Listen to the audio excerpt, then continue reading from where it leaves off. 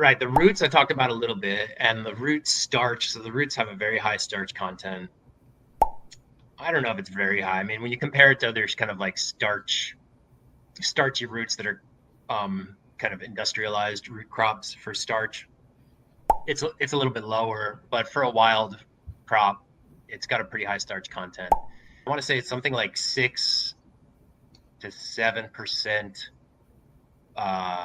of the fresh weight you'll get in a dry starch yield. So if you harvest 100 pounds of kudzu, you'll put up 6 to 7 pounds of dried starch.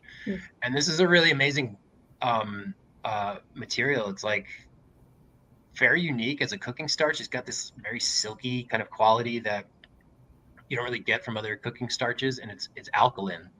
Most cooking starches are quite acidic, like cornstarch or agar. And so that alkaline quality, I think, kind of probably contributes to its, I don't know, silkiness or its kind of unique quality in food, but also the alkaline nature makes it very soothing and calming or cooling internally.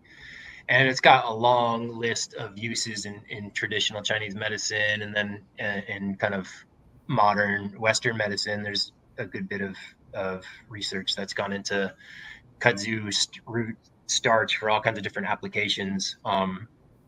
You can spend a good few hours going down Google Scholar wormhole and learning all about the research that's going into the different uses of the many different kudzu parts of kudzu. But yeah, lots of different applications for the starch. And then the whole root, which I say whole root in just kind of herbalist terms, we actually cut it and or shred it, but it's the entire root, not processed further than that, than just drying it. That is a product that we have been pursuing most kind of seriously as what we think of as something that could like actually become profitable enough to kind of keep doing, and then perhaps be a reasonable source of funding for our organization. We've been selling fresh whole root and dry whole root, and we sell that both for culinary and for medicinal purposes. The medicine part of the whole root, again, it's like in traditional Chinese medicine, really highly valued herb, the kudzu root. We've spoken to some TCM practitioners here in Asheville, and we have one friend who was saying that of the 100+ herbs that he uses consistently, kudzu is among the top 20 that he uses in a lot of his formulations for lots of different things. And so I'm not a herbalist. It's hard for me to keep all that information in my brain. But one of the things that was really pretty impactful and kind of set us off on the path of really pursuing the whole root as a medicine, as a product for us, was, so we have kudzu root camp typically in March, and we arrived at kudzu root camp in, I don't know, everything's a blur now, but I think it was 2020. We were at Zev's childhood home where his dad still lives in a kudzu patch. We arrived there the day before the World Health Organization announced that we were in a global pandemic, and we all were kind of, like the rest of the world, kind of panicked and didn't know what to do and thought we would go home. We sat on it for a day, and then over the course of that day, Stephen Herod Buhner, who's a pretty influential herbalist, American herbalist and researcher, had published a paper he wrote on the Chinese approach, basically what herbs they're using in China to treat COVID. And kudzu was among those herbs. And I think he even gave our group a little shout out in a social media post about it.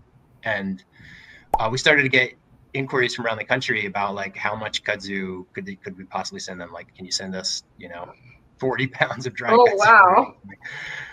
I don't think there was anything quite like that, but people were asking for a lot. And, it was like orders of magnitude more than we could supply, but we decided to stay. It was like, all right, this is the best place for us to be right now. Like you can't get good, clean kudzu root fresh basically anywhere. As much kudzu root as there is in the country, there's no commercial vendor of kudzu roots.